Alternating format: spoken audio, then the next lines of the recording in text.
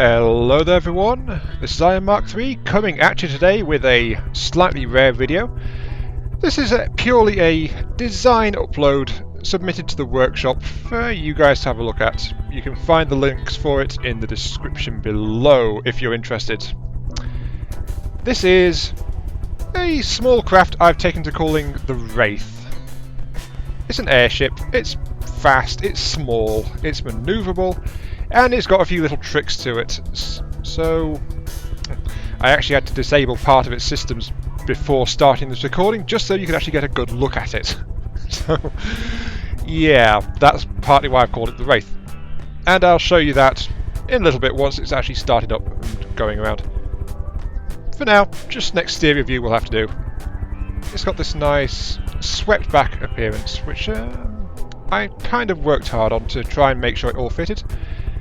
The entire vehicle weighs in at 40,800 resources in total, and it has a volume of 1,971, so this thing is actually perfectly legal for the Ashes of Empire campaign.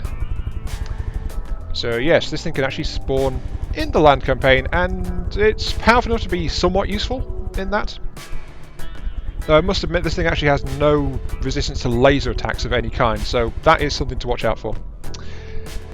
Now, for defense, this thing has a sloped metal hull, mostly 1 to 2 meters thick, so it's not really that durable, except at the back where it's got an exposed thruster array, so it's not too durable if something actually gets on its tail. Though that said, it does bop along at about 62 meters per second, so it's no slouch, and it can turn really quickly.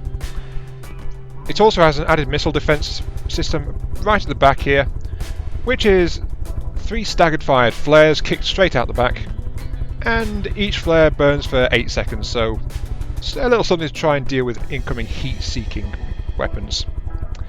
Its main defensive system is at the moment disabled, but I will show you that in just a little bit.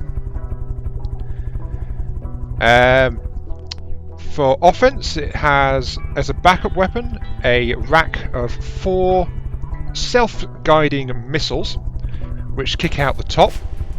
They turn slowly on target and then they accelerate up to speed when their main thrusters kick in, and they have a range of about 1.5 kilometers to 2 kilometers depending on which direction they wind up firing. They are also, of course, mixed guidance systems, so they can home in using infrared or active radar seeking, and they will turn in the direction of the target, which is a very important thing on this particular craft. The primary armament is this thing, a long-barreled railgun which cycles roughly every 6 seconds, every 7 seconds or so. It fires a high-velocity shell, which is very accurate, but it's not actually a sabot round. Instead, it fires a minor explosive round backed up by frag, all hooked into a what do you call it? A deflection fuse. So the moment something tries to deflect it, the warhead will immediately detonate and flick fragments all over the place, just to ensure that it hits something if it's being employed against a target with a shield. All of these weapons are guided by a pair of active radar systems on the side of the craft, and on the turret itself, accuracy comes from a coincidence rangefinder of the 9-meter variety, a gimbal tracking visual camera, and a 90-degree active radar to ensure that its targeting is as accurate as possible. It can keep firing its weapons without any problem, and the rest of its systems as well. The power plant for this craft is, well, it says it clocks in at 5,600, but this is a 5,000 horsepower engine. Hang on a second, press B. I call this my 5K prefab engine. Well, it's actually a 5K plus. Technically, it stabilizes at about 5.3, 5.4 usually, and that's on full throttle. And this is the arrangement. It's minimum efficiency, but it's a very compact design with full exhausting rigged up, and that is basically what I've turned around and mounted in the back of the craft in this bulge underneath the rear section. Well, actually I mounted on its side like this, to be quite honest with you. So it's like that. And I also rigged the fuel exhaust a little bit to fit some things in around it, but it's basically this engine. And it's a pretty good one, all things considered. Though admittedly that does mean when going full tilt, it burns through fuel pretty darn quick. 41,000 fuel doesn't really last all that long, like maybe 5 minutes or so of constant battle. So yeah, that's that. Oh, also on defense, it has all-around shielding of a 3.5 strength deflector. So if a projectile gets too close, it can withstand it. Though projectiles and missiles actually have a very hard time hitting the Wraith, for reasons that will soon be shown. Let's just get an enemy spawn quickly so you can see it in moving around. A Vanguard will do, yeah. Oh, off it goes. Yeah, very slow on the launch for those missiles, but then their main thrusters kick in and off they go. Though honestly a Vanguard very, very weak against this thing. It easily kills it. Even without the missiles. I say the missiles are the backup weapon, but the frag-armed primary warhead actually causes a lot of damage anyway. Yep, that thing's dead. Oh yeah. You can't tell this thing to ignore salvage, but this thing likes to go after fast-moving, airborne targets that get too close to it. So that's why it prioritises really. Also, it likes to target things with a lot of engine components, so the faster it is, the more likely that the Wraith is going to shoot at it. Now, since I've very quickly shown you that, I'm going to show you why I disabled part of this craft before loading in and doing this recording. By coming onto it and actually pressing, well, since I get rid of the prefab, yep, I'm pressing P. Here we go. The inside mechanisms, it's completely packed with batteries and fuel and an AI system and ammo storage, but as you've probably already seen, yep, the main gimmick of this craft is jump drives. A whole flippin' lot of jump drives. In total this thing actually has 7 of the things, so yeah, that's something. And that's what this thing is built around. This is, for the weight and cost, this thing is relatively lightly armed and armoured, but that's because it's got all those jump drives installed, and that is its primary defensive measure. And it's also why I didn't actually have them active, though if you download this thing from the workshop, the jump drives will be active, and they will be warping this craft all over the darn place. Let me show you by activating them now. By the way, brace yourself, possible seizure warning, because there'll be a lot of popping in and out. Because, as you can see, these things are set to cycle on these ACBs. There are 2 ACBs that control the jump drives. And then it is input every second. 0.8 seconds. Oh, there we go, the forward jump drives are now triggering. And then the side jump drives are on this one, and they trigger every 0.7 seconds. And now I'll unhitch the camera, so yeah. This is why I call it the Wraith, because it just pops in and out all over the darn place. Now let's spawn in something, oh, I don't know, a Jackal's Folly? Sure. I've never tested it against Jackal's Folly, but we'll give it a shot. Now, it's got these jump drives very rapidly cycling, like every 1.5 seconds it's going to do 2 jumps. They're only micro jumps, they're very short, considering that the jump drives are compact and they have very, very brief time to charge up. But that is more than enough, because the jump drives are acting as an anti-projectile and anti-missile defense. Every time one of the sets of jump drives cycles, the craft moves 12 meters roughly.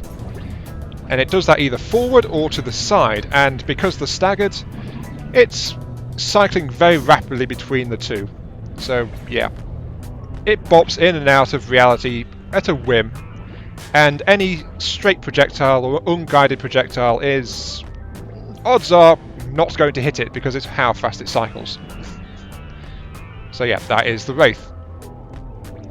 A jump drive based assault aircraft flyer thing. Yeah, it can do the job. It still packs a punch. And if I bring up the stats here, as you can see, it's tapping its engines completely to make sure that everything is going.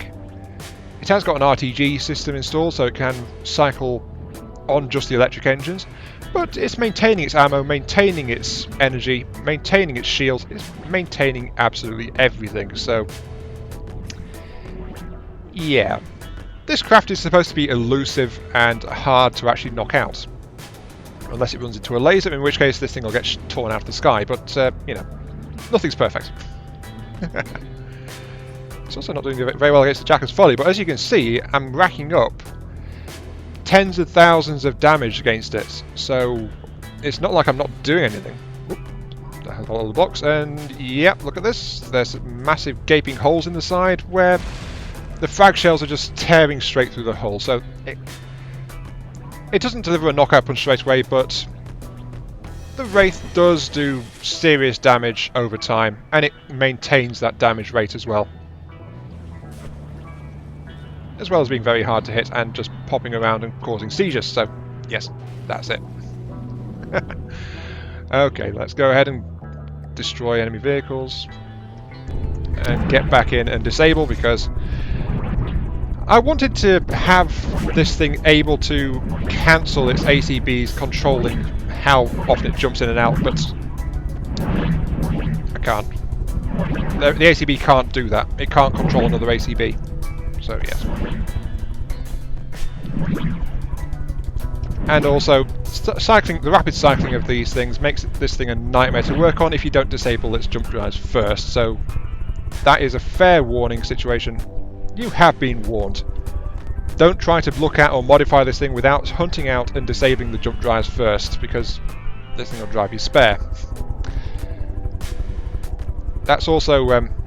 I should also mention briefly about the design of the jump drives. It's got multiple drives because of the very short cycle time, and it's got this odd T-shaped hull because of increasing the length of the drives while maintaining a high ratio of how much of the hull is actually marked out for the jump drive. So as you can see, 73% forward, 80% side to side to provide 40% and 50% energy respectively.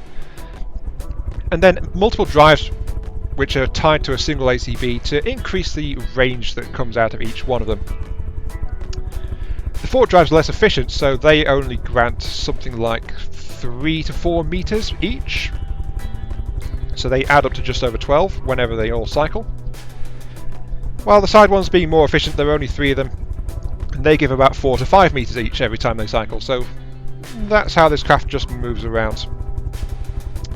I must also mention that I wouldn't have been able to design this craft without the help of my helpful subscribers and commenters on my YouTube channel. So, since that's where this video is going to be, thank you very much, guys. I've drawn on a lot of ideas and suggestions that you've given me over time on my various builds to help me make this thing. Like, I think I should mention the PID control thrusters for stability, Savorti in particular for explaining that one, but I've used those all over, as you can see, to control its stability and keep this entire craft moving on the level. All you guys that mentioned railguns and things, because that's what got me curious to poke around and try to build this railgun based design here.